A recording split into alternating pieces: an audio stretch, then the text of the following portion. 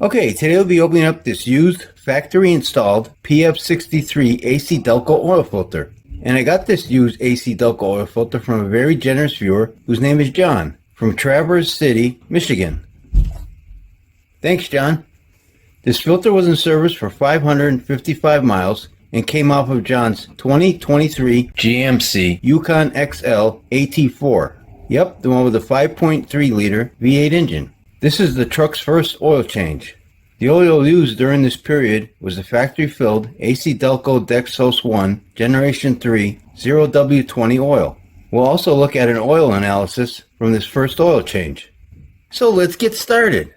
This is another, you gotta glue the silicone, get nice and tight, get your end here, filtration, everything here. Okay, before we open this filter up, let's take a quick look at it. It's got a date code here. 12223, product of USA. This is a sticker. This filter has 8 inlet holes, nylon center core, bypass valve down below, about 5 grooves there for threads, and nitro rubber gasket. It's pretty thick. Yeah, it looks good. Okay, let's open this filter up and see what it looks like.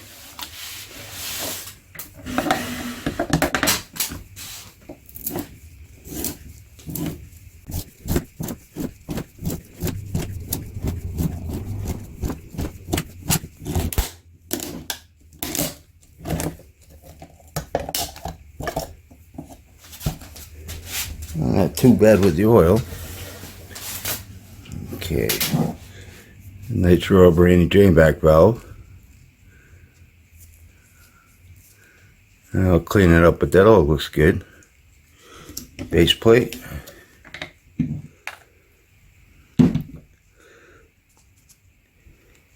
I'll put the number of holes here. I believe there's 13 inlet holes here. Yeah, it covers up nice. Filter element.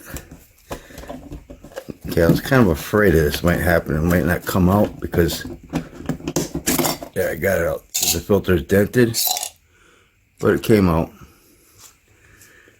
Alright, cool. Nice metal end caps. I don't know what that is. Almost looks like hairs. Short hair. The filter media looks nice. Got a glued seam right here. I'll put the number of pleats on the screen. Nicely spaced. Except for right here, just a little gap, but they ain't bad. Of course, you got to remember, this only got 555 miles on it, so. But we'll see if it caught some sparklies or not. And this filter media, I looked it up on O'Reilly's website, and they keep changing things. For the longest time, this used to be rated for 98% at 25 to 30 microns, and it used to be a cellulose media. But now, I looked on there, and they got it as polyester with no micron rating.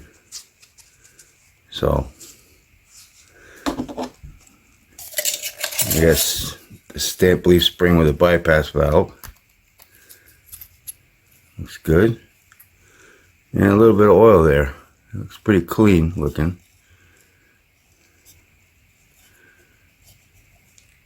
Yeah, so I'll just put the can like that. Let's get some measurements. Let's get the can. Okay, I'm getting 0.44 millimeters thick for the can.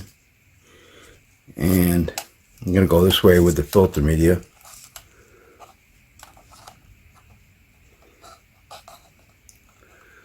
Minus, well, I got it on millimeters, no good. Put on inches. It's dripping oil here on me. Okay, so I'll call that 3.49 inches wide. Minus a tenth of an inch. Okay, let's cut this filter open And we also got an oil report to look at. So I'll be right back. Okay, so here's the ACDelco oil filter, all stretched out. And this filter is 53 inches long.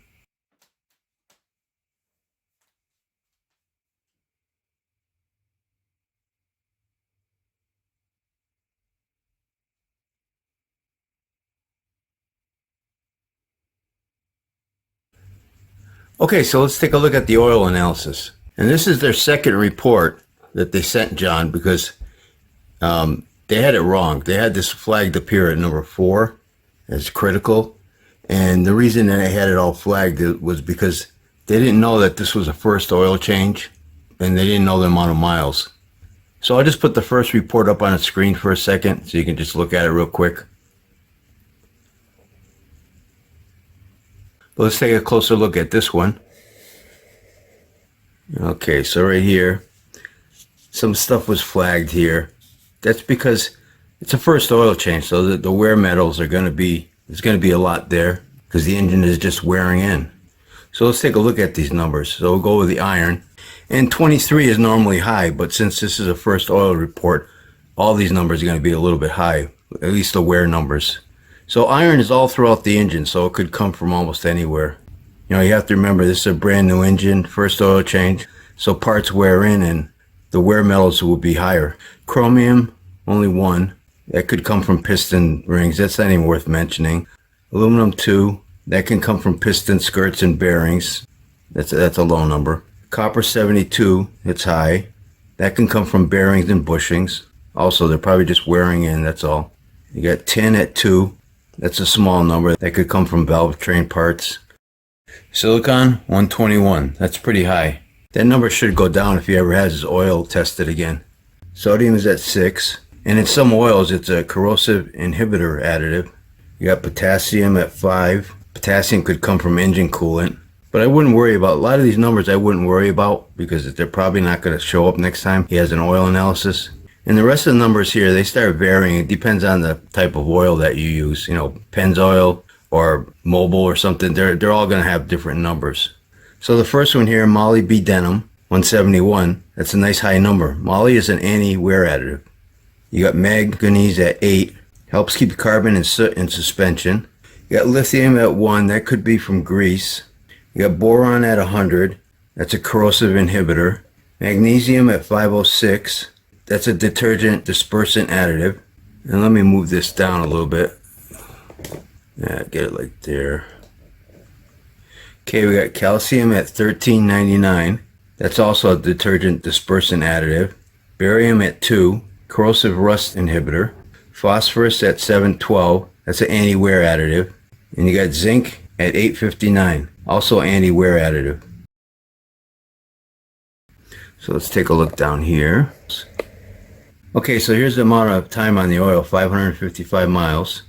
And we got 0 here, nothing here, minus 0.1, so that's fine.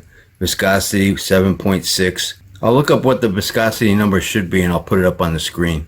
Base number, 5.69. It's a relatively unused oil, so it's got a high number there. But normally you wouldn't want to go below 2. At least I wouldn't go below 2.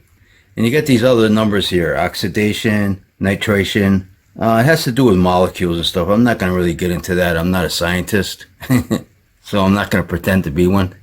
But I've seen other oil reports that don't even have those numbers, so it's not flagged or anything. I wouldn't worry about it. So we got some high numbers here, but it's a new engine, first oil change. It's going to have some wear metals in it. Next oil change, get another oil analysis just to see if these numbers are going down. Okay, so let's take a look at the filter. 0.74 millimeters thick.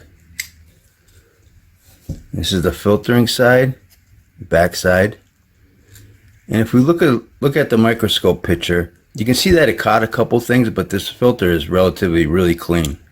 Let's take a look at that picture.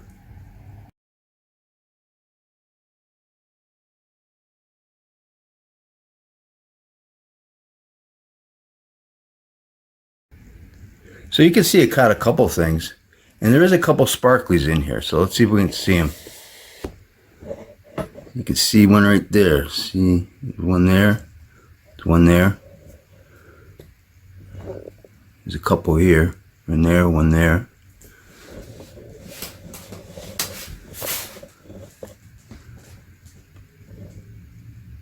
You can see one right here. Yeah, there's a couple throughout. But the filter's really clean, you know, because of the low mileage, only 555 miles. There's a big one right there.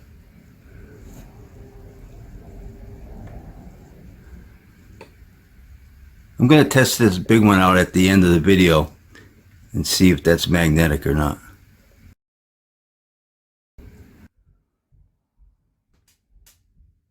Okay, so let's take a look at the rest of the filter. So we got a nice thick gasket. This is really thick, held up nicely. And drain back valve that covers up the holes nice. It all looks good. Bypass valve, everything looks good on here because it's you know, it doesn't have any miles, so no soot or nothing in here. Filter did catch some sparklies though. So what do you guys think about this filter? And again, I want to thank John for sending me this used ACDelco oil filter and oil report. And I think I'll wrap this video up. And don't forget, Oil Filter Fridays. I try to open up an oil filter every Friday on this YouTube channel.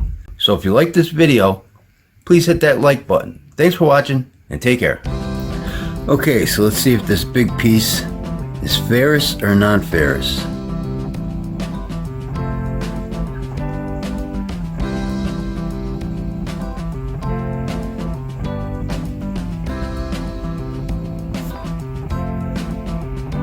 Nope. Looks ferrous to me. Stuck to the magnet.